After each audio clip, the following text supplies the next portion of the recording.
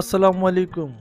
Hello বন্ধুরা, আমি আজ আপনাদেরকে নিয়ে যাব অতীশ দীপঙ্কর মেমোরিয়াল কমপ্লেক্সে, যেটি মুন্সিগঞ্জ জেলার বজ্রযোগিনী গ্রামে অবস্থিত একটি ঐতিহাসিক ও সাংস্কৃতিক কেন্দ্র। তিনি ছিলেন পাল সাম্রাজ্য আমলের একজন বৌদ্ধ ভিক্ষু ও একজন ধর্মপ্রচারক। তার স্মৃতির স্মরণে এই কমপ্লেক্সটি নির্মাণ করা হয়েছে তার বাস্তুভিটায়। অতীশ দীপঙ্করের জন্মস্থানের বাস্তুভিটাকে এখনও স্থানীয় জনগণ পণ্ডিতের ভিটা বলে অভিহিত করে থাকেন। বজ্রযোগিনী গ্রামে 52 ফুট উঁচু একটি স্মৃতিফলক নির্মাণ করা হয়েছে। পাশেই রয়েছে 21 ফুট কোণাকৃতির প্রাচীন স্মৃতি মন্দির। পাশাপাশি স্মৃতিফলকের কাছেই নির্মাণ করা হয়েছে অতীশ দীপঙ্কর পাবলিক অডিটোরিয়াম।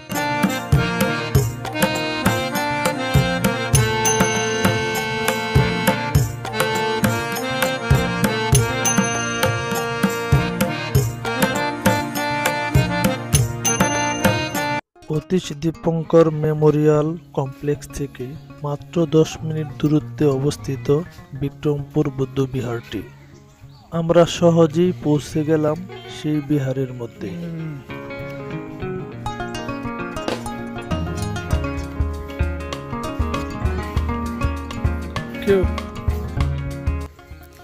অবশেষে আসলা? হ্যাঁ, বিক্রমপুরী বৌদ্ধ বিহার উন্মুক্ত জাদুঘরে আসলাম অবশেষে। একবার আইসা ফেরত গেছি, আজকে এসে সাকসেস হলাম। এখন নেক্সট টার্গেট হলো পান খেতে যাবো আর আলু খেতে যাবো। ঠিক আসবেন, চলে আসুন। পান খেতে যাই করবা? পান খেতে গিয়ে পান খাবো।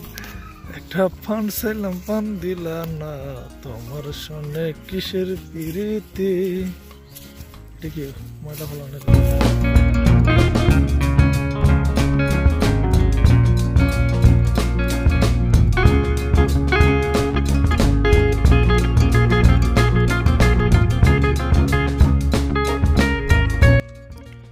বিক্রমপুরের এই বৌদ্ধবিহারটি মুন্সিগঞ্জ জেলার বিক্রমপুরের অন্তর্গত রঘুরামপুর গ্রামে অবস্থিত একটি প্রাচীন বৌদ্ধবিহার। এটি মহারাজ ধর্মপালের শাসনামলে নির্মিত 30টি উল্লেখযোগ্য বিহারের মধ্যে অন্যতম। ধর্মপাল ছিলেন পাল সাম্রাজ্যের দ্বিতীয় সম্রাট। ঐতিহাসিকভাবে এই মঠটি অতীশ দীপঙ্করের সঙ্গে সম্পর্কিত। তিনি তিব্বতী বৌদ্ধ ধর্মের ইতিহাসে একজন গুরুত্বপূর্ণ ব্যক্তিত্ব। অতীশ দীপঙ্করের জীবদ্দশায় এই অঞ্চলটি ছিল বৌদ্ধ ধর্মের শিক্ষার কেন্দ্রবিন্দু এবং তিব্বত, চীন, নেপাল, থাইল্যান্ডের মতো দূরবর্তী অঞ্চল থেকে প্রায় 8,000 অধ্যয়নকারী ও অধ্যাপক এখানে অধ্যাপনা করতে আসতেন। এই ঐতিহাসিক ও গুরুত্বপূর্ণ স্থানটিকে বর্তমানে জাদুঘর হিসাবে সংরক্ষণ করা হয়েছে।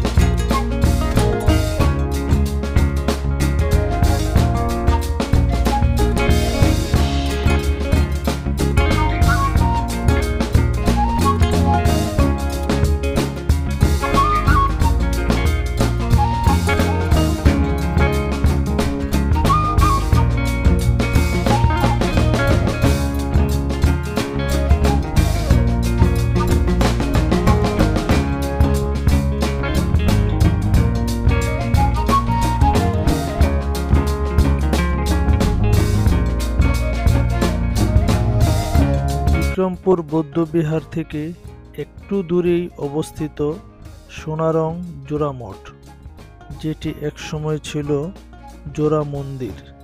ইতিহাসের সাক্ষী হয়ে জীর্ণ শীর্ণ শরীর নিয়ে এখনো এই জোড়া মঠটি দাঁড়িয়ে আছে বাংলার জমিনে।